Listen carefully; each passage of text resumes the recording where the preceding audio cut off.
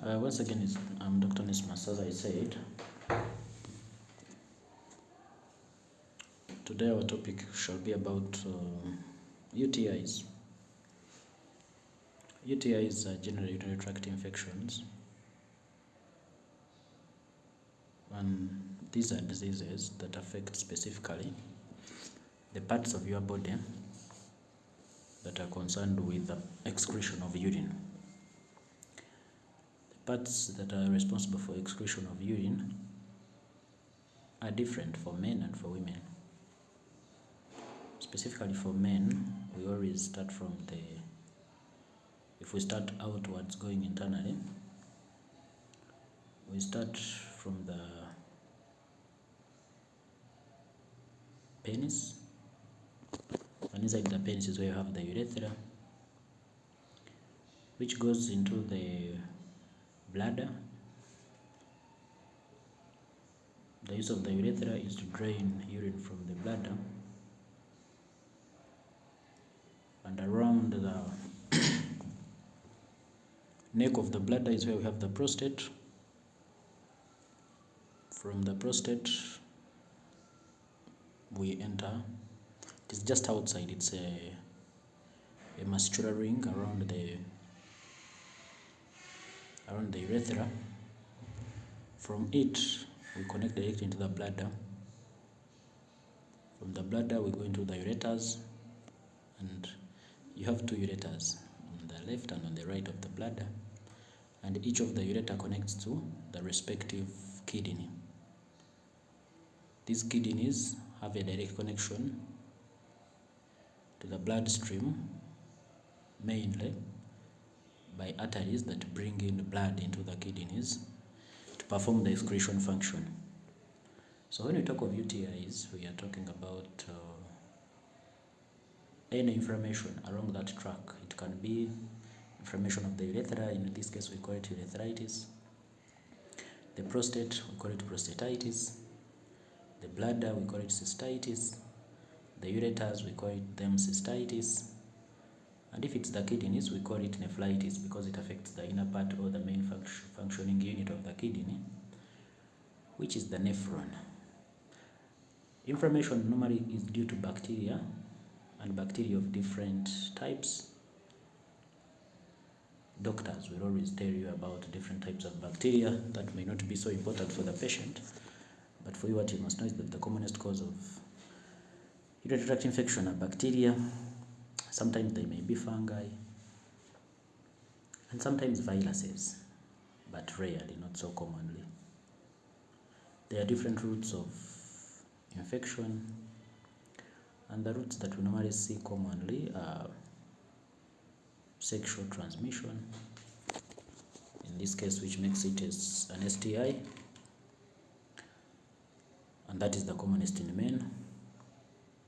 Sometimes it may be hygiene, like most of you, even after getting your sexually transmitted diseases, you come and lie to us that it's a UTI that you got from toilets. But that's not a big deal. But what you have to know is that urinary tract infections are common, and any one of us is a candidate of getting a UTI. When we go to women, just like men we have discussed, women also have the urethra, though the urethra is short and it goes through the vagina, because, as you know, most of you know that women don't have a penis, they have vagina. From the vagina you get a urethra, which goes into the bladder. From the bladder you go to the ureters, and from the ureters you go to the kidneys, just like men.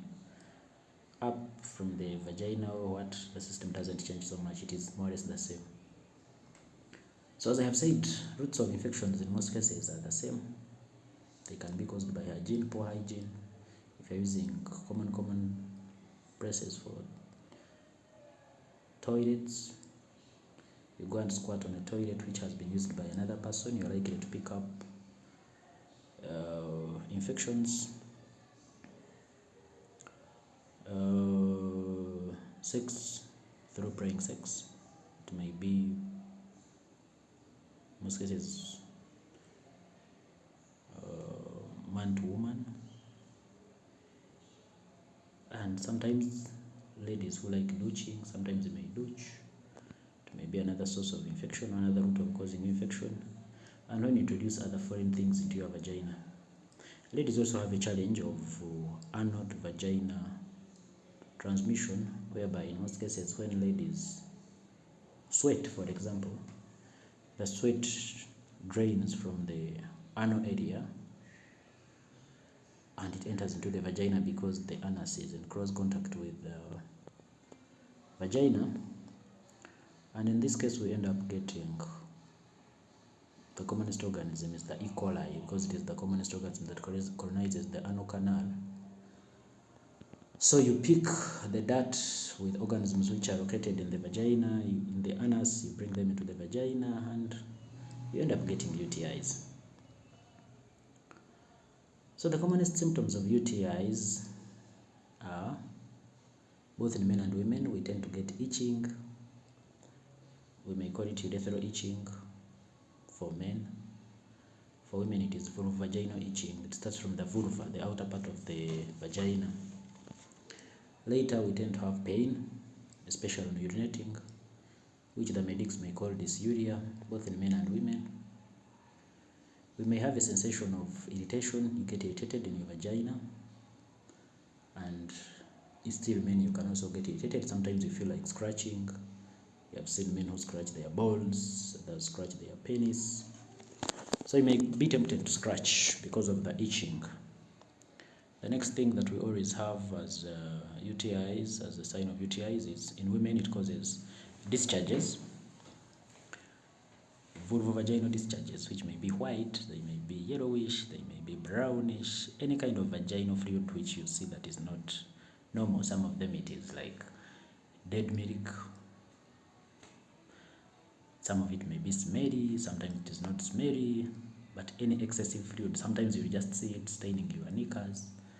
That's a symptom of a UTI. You have gotten a UTI of a different type. The doctors will be able to tell you which type of UTI you are having, of course, after doing investigations. Sometimes you may have low abdominal pain. Sometimes you may get back pain. You may get fevers, low-grade fevers in most cases. You may have headaches. You may have general feeling of discomfort, generally unwell. Sometimes you have low appetite for sex. For men, you may have low libido. Still in ladies, you may have low urge for sex and loss of interest for sex. You may have painful sexual intercourse, which the doctors will call painful coitus or dyspareunia sometimes.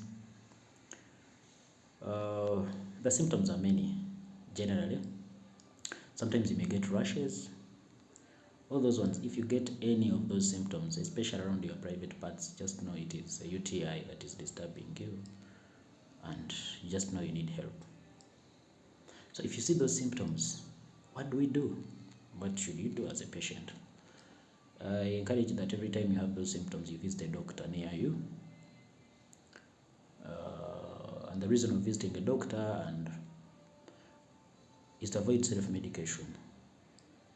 I always encourage my patients and everyone that I meet to avoid self-medication as much as you can. Self-medication is the killer. Go see that doctor, pay that consultation, big or small, get the right prescription and the right investigations. Someone will ask, what investigations do I need? Generally, when you go to hospitals, in a hospital you visit, the investigations you shall need are: one, the first thing is you shall have to talk to a doctor. Visit a doctor, go to a consultation room and talk to a doctor. The doctor will listen to your symptoms and will ask you some few questions about your sex history, will ask about your hygiene, will ask about any other question you may want to know. Feel free to tell your doctor about them. It is not wise for you to hide anything that the doctor is asking. After a thorough investigation and a thorough interaction with your doctor, he or she may go on and ask for investigations and the first thing we do, of course, we'll examine you physically, physical examination.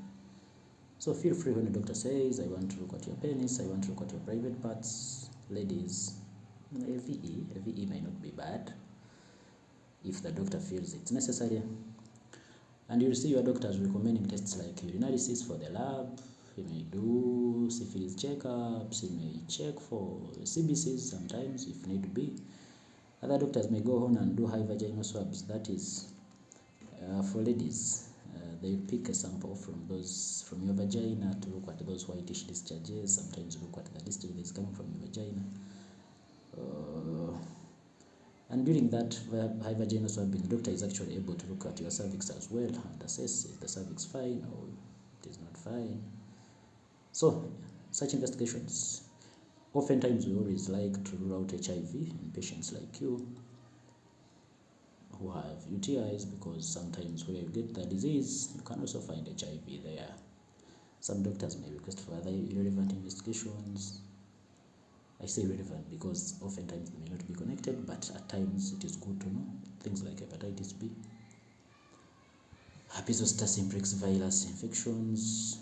They may rule out, but commonly when you come to a common setup, they rule out for urinalysis, HIV, syphilis, high vaginal swabs, and maybe the doctor may do a gram stain of your urine. Once those ones have been done, the doctor will come up with a diagnosis, and he will specifically be looking at the severity of the infection and sometimes the type of infection. After the doctor has seen, he will recommend for you treatment, and treatments in most cases we treat according to the cause. What we have found is the cause is what we treat. So the doctor may prescribe for you a series of or a combination of antibiotics. Sometimes they may give you antifungals if need be. At certain points, some UTIs may require antivirals. And of course, a doctor will give you something to control your symptoms like itching.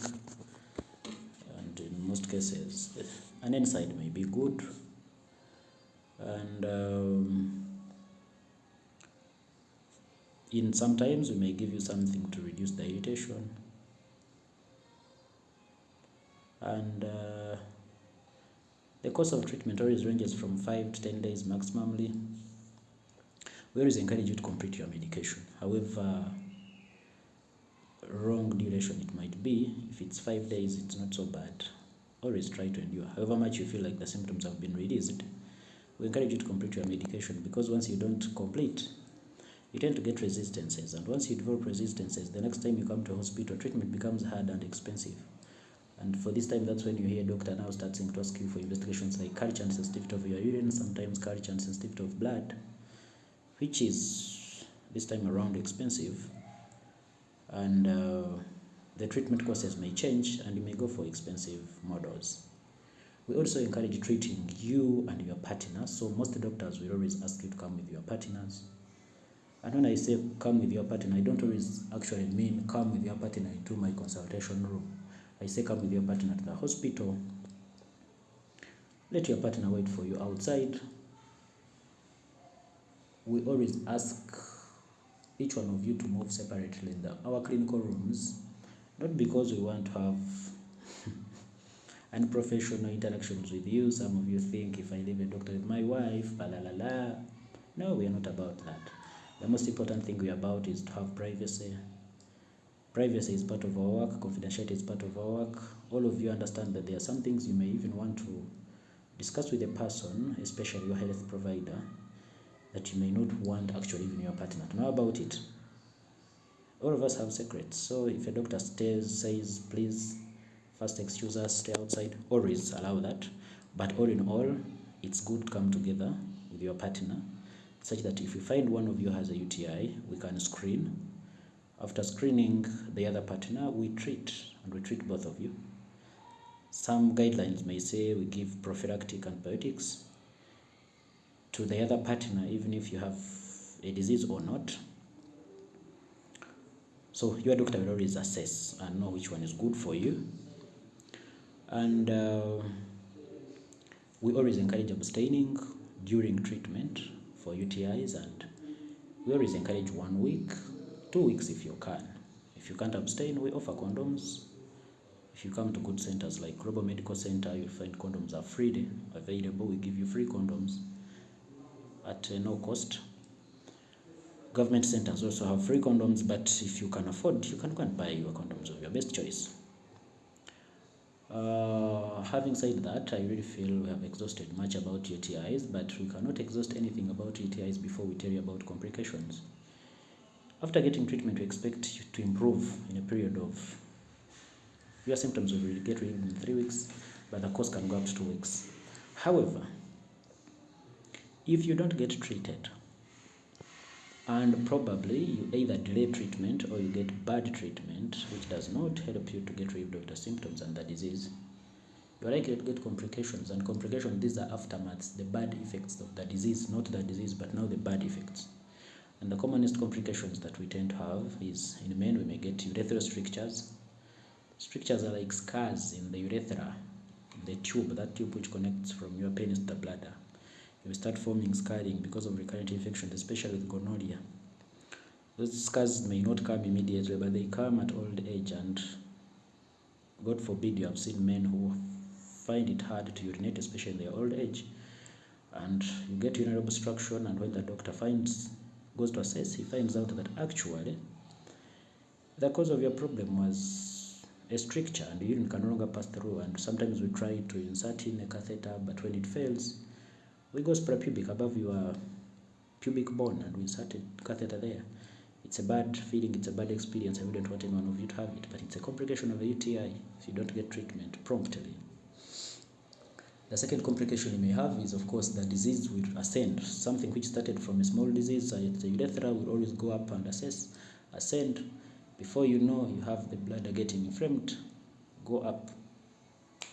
Your kidneys may get inflamed, and if you got chronic nephritis, your kidney can start failing, acute kidney failures, nephritis, pyelonephritis, where you have massive infection of the nephrons, and sometimes you find blood is coming out, you're urinating blood. It can lead to impotence. UTIs can lead to impotence in men, and in women we tend to have issues of delayed conception, which may be due to tubal blockages, especially if you suffer from diseases like gonorrhea in women. Gonorrhea is not always symptomatic, very symptomatic the first time in women. A woman can stay with gonorrhea for even 5 years without feeling the symptoms, but when she's actually transmitting it. But gonorrhea is very dangerous in women, that it causes tubal obstruction. And once you have tubal obstruction, conception becomes hard. You may get delayed conception. You may get secondary infertility. That is, those who have delivered, you fail to deliver again. You may get primary infertility if it's a young girl who has never delivered, but she gets UTIs, especially recurrent UTIs. Her tubes can be blocked and she can't deliver again. Diseases can cross from the urinary tract system. Now they enter into the reproductive system for women, and before you know, your uterus is also inflamed. You may get things like endometrial hyperplasia. And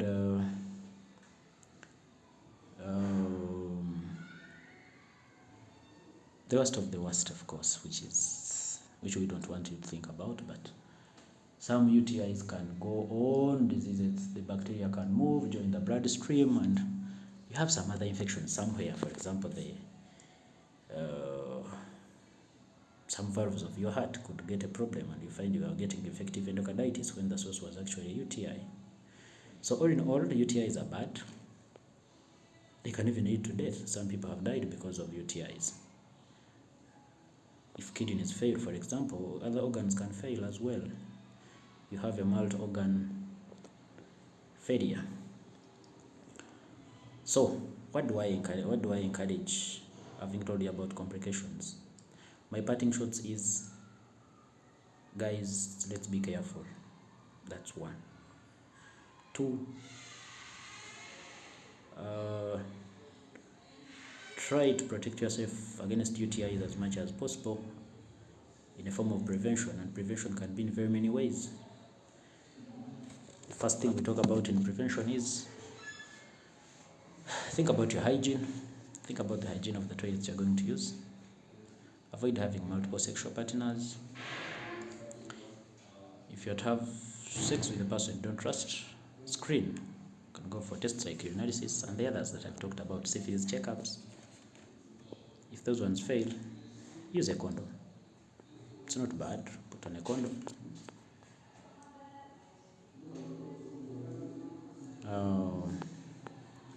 Apart from that we talk about is prompt treatment, fast treatment with a qualified medical professional. Feel free always to consult me or any other